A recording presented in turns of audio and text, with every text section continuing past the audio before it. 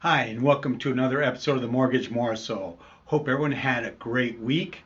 This week's topic, open house registration. Do you find it difficult to secure guest contact information, reluctant to ask, maybe even do not provide a registration form, or if you do you find that a lot of the contact information is inaccurate?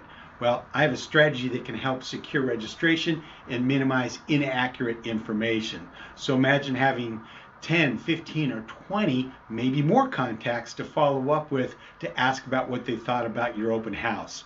Having a dialogue may lead to more listings or buyer opportunities. After all, more business starts with more conversations. If you are interested in hearing more about this strategy, feel free to contact me and we can set a time to discuss it. Lastly, keep in mind for any pre-approvals your buyers may need, and make it a great weekend. And remember, if you're working, I'm working, and I'll see you next time on the Mortgage Morsel.